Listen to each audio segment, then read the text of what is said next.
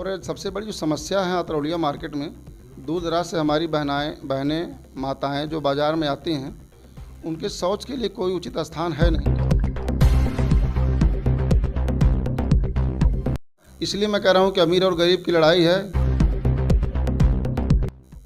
व्यापारी वर्ग है, थोड़ा अपने को असुरक्षित महसूस करता है, तो उसके लिए मैं जितने भी चौक चौराहे हैं उन पर सीसीटीवी फुटेज कैमरे लगवाऊंगा।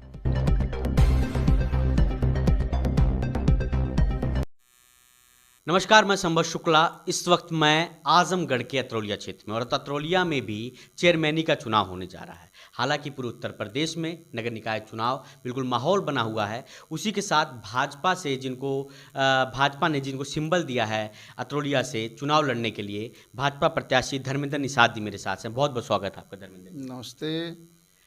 धर्मेंद्र जी, एक चीज़ ये बताइए, नगर निकाय चुनाव, पहले तो ये चुनाव जो इतना आसान नहीं है, तो आपने क्या रणनीति बनाई है और किस तरीके से आपको लगा कि आप चुनाव जीत जाएंगे? तो क्या आपने रणनीति बनाई है? जैसे पहले मैं आपके चैनल के माध्यम से इस नगर पंचायत की जनता को, नगर पंचायत के वोटरों को, यहाँ के सम्मानित वोटरों और मतदाताओं को नमस्कार करता हूँ। मेरा कहना यह है कि मैं लोगों के बीच में बहुत दिनों से सेवा कर रहा हूँ, जनता के बीच में ही रहता हूँ और जनता का समर्थन मुझको बिल्कुल प्राप्त है। जनता मेरे साथ है और ये लड़ाई अमीर और गरीब की है। अच्छा, अमीर और गरीब की कैसे, मतलब मैं समझ रहा हूँ, क्या आप ये भी कहना चाह रहे हैं कि जो इस वक्त चेयरमैन हैं, जो 20 साल से यहाँ पे चेयरमैन हैं, और एक बार उनकी मैडम चेयरमैन थी, उनकी वाइफ सुभाष जायसवाल जी की, और 3 बार से वो चेयरमैन, लगभग 4 वर्षों से उन्हीं के पास चेयरमैन ही है, और समाजवादी पार्टी का सपोर्ट उनको रहा है, और आप भाजपा से हैं, तो कैसे आप ये कह सकते हैं कि अमीर और गरीब की लड़ाई? ज़रा इसको जनता को बताइए। जैसे सर, मैं पहली बार चुनाव लड़ रहा हूँ और ये 15 सालों से ये रहे हैं और 5 साल इनकी मैडम जी रही हैं नगर पंचायत अध्यक्ष। अब की बार जनता का बहुमत मेरे साथ है, मैं जनता के बीच में रहता हूँ। और सबसे बड़ी चीज़ है कि बीजेपी का यानी भाजपा का सिंबल मेरे पास है और जनता मेरे साथ है। उसी के बलबूते में चुनाव लड़ूंगा और जीतूंगा। इसलिए मैं कह रहा हूँ कि अमीर और गरीब की लड़ाई है, क्योंकि अमीर आदमी पैसे से अपना सब कुछ खरीद सकते हैं, सब कर सकते हैं, लेकिन मैं गरीब आदमी होकर के भी जनता का विश्वास लेकर के, जनता का साथ लेकर के उनको हरा सकता हूं। और पार्टी का जो टिकट मेरे साथ है, जिसकी मजबूती से मैं लड़ूंगा और उन सबको हराऊंगा। धर्मेंद्र जी, एक चीज़ और आप हमको बताइए, जिस तरीके से आप कह रहे हैं, तो क्या आपने ऐसी कुछ तैयारियां की हैं चुनाव लड़ने के लिए? क्योंकि आप जिससे टक्कर लेने जा रहे हैं इस वक्त, हालांकि भाजपा ने आपको टिकट दिया है, भाजपा केंद्र में भी है, भाजपा प्रदेश में भी है, और भाजपा लगभग हर राज्यों में भी है। तो जिस तरीके से भाजपा की गवर्नमेंट है, तो क्या आपको लगता है कि आप जिस तरीके से चुनाव प्रचार करेंगे तो क्या उसमें कुछ बदलाव करेंगे, या वही ठर्रा रहेगा, जनता के पास जाएंगे, वोट मांगेंगे, या कुछ यूनिक आइडिया आपके माइंड में चल रहा है? नहीं सर, मैं जो है, चूँकि इस समय देश में और प्रदेश में भाजपा की सरकार है, देश में माननीय श्री प्रधानमंत्री नरेंद्र मोदी जी की सरकार है और यूपी में आदरणीय यशस्वी मुख्यमंत्री श्री योगी जी की सरकार है। और इतनी योजनाएं आ रही हैं और सब योजनाओं को हम लोग सीधे गरीबों तक दिलवाते हैं या उनको पहुंचवाने का कार्य करते हैं। तो जितनी योजनाएं लोगों तक हम लोगों ने पहुंचाया है, इन योजनाओं के द्वारा हम उन लोगों को बताएंगे कि प्रदेश की सरकार, देश की सरकार आपके हित के लिए काम कर रही है। चाहे जिस तरह की योजना हो, चाहे वह अन्नपूर्णा योजना हो, या किसान समृद्धि योजना हो, या आवास योजना हो, या पेंशन गरीबों को जो मिल रहा है वो योजना हो। तो इस तरह की जितनी भी योजनाएं हैं सीधे हर व्यक्ति के खाते में जा रही हैं, इसमें बीच बिचौलिया का कोई कार्य नहीं है। अच्छा, तो एक चीज़ और ये बताइए कि किन मुद्दों पे आप चुनाव लड़ेंगे? मुद्दा क्या है? जैसा कि जायसवाल साहब से अगर बात होगी तो जायसवाल साहब ये कहते हैं कि हमने विकास बहुत किया है अतरौलिया के बेल्ट में, जितने हमारे एरिया चेयरमैनी का आता है उसमें हमने जो है बहुत विकास किया है। तो क्या असल में आपको लगता है कि अतरौलिया में विकास हुआ है चेयरमैन? नहीं, विगत 5 वर्षों में तो एक भी कार्य इस नगर पंचायत में नहीं हुआ है। इसके पहले कभी कभार कुछ इन्होंने कार्य किया है, वो भी एकदम बिल्कुल ख़राब काम किया है। अभी जितने भी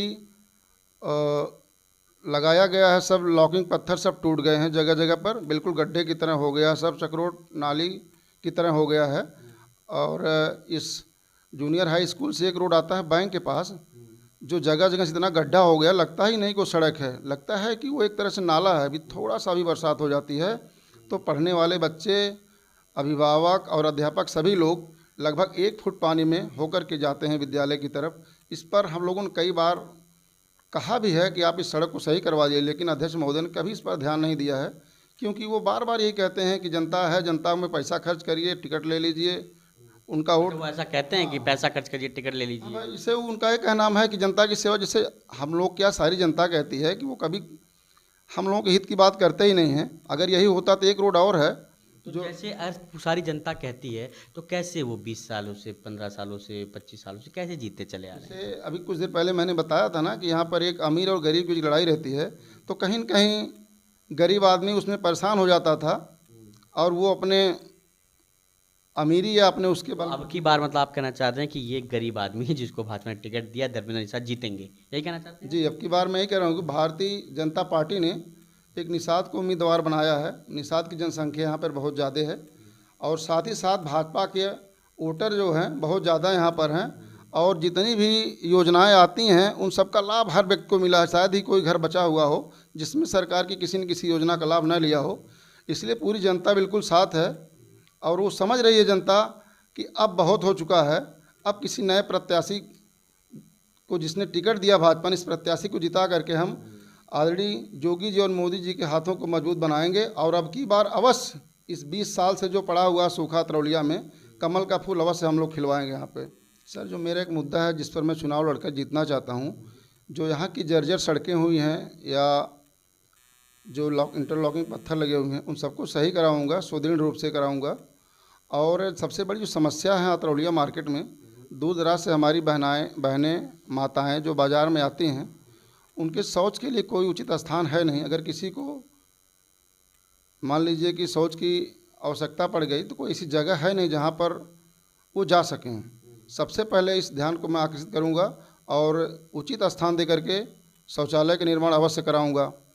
और सर, दूसरी बात ये रही, जो नगर पंचायत तरौलिया में जितने भी तार और खम्भे लगे हुए हैं उसमें जो बहुत घटिया किस्म का तार लगाया गया है।